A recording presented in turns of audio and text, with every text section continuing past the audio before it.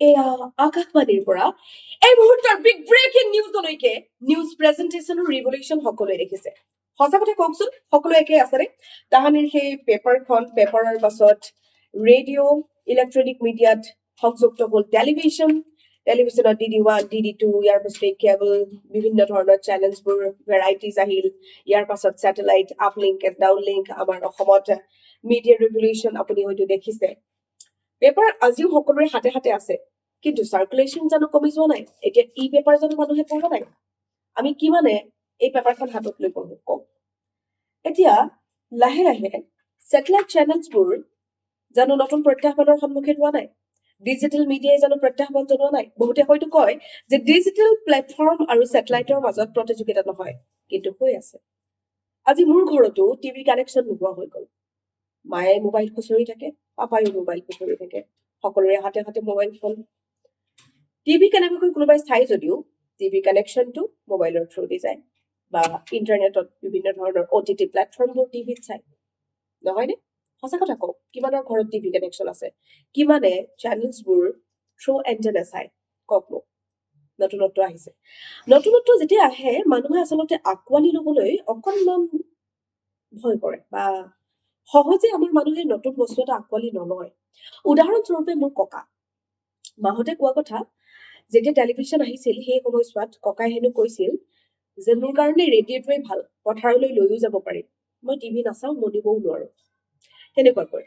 এতিয়া ডিজিটেল মিডিয়াত যথেষ্ট সাল সলনি হৈছে।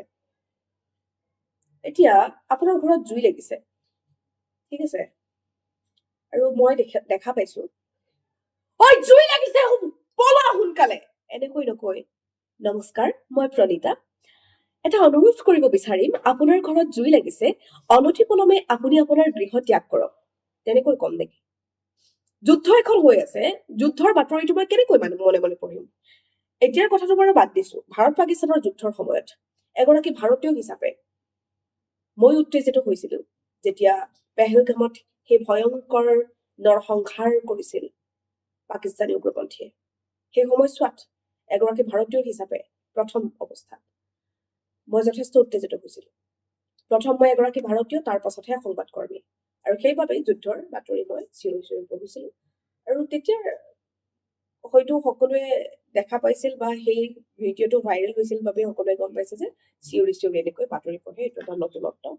কিন্তু তাৰ পূৰ্বৰ পৰাই অপৰাধজনিত ঘটনা এটা প্ৰেজেণ্ট কৰিবলৈ গ'লে বেলেগ ধৰণে পঢ়া যায়, চুৰি কেছ এটাৰ ঘটনা এটা বেলেগ ধৰণে পঢ়া যায়, এণ্টাৰটেইনমেণ্ট নিউজ এটা যদি আমি ক'বলৈ যাওঁ, আলিয়া ভাটে আজি ৰেড কাৰ্পেটত এনেদৰে খোজকাঢ়িলে, ৱাও, এনেধৰণে।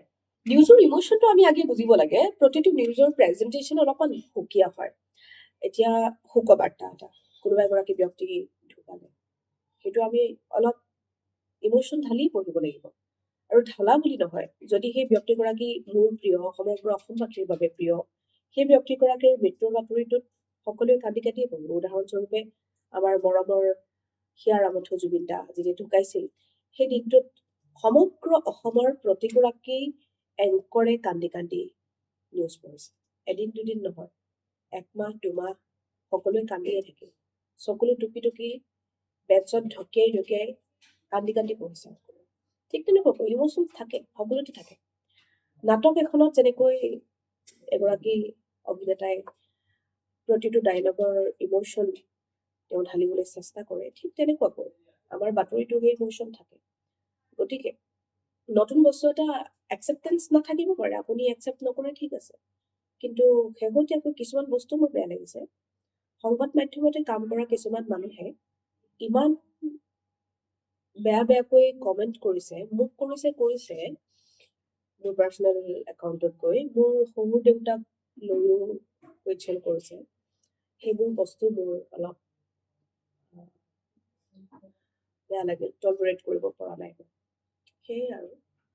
গতিকে আপোনালোকে হয়তো আজি বুজি পোৱা নাই, আজি সেই নতুনত্বটো একচেপ্ট কৰা নাই, কিন্তু পৰৱৰ্তী সময়ত কৰিব, কাৰণ একো বস্তু স্থায়ী নহয়, সকলোৱে জানে।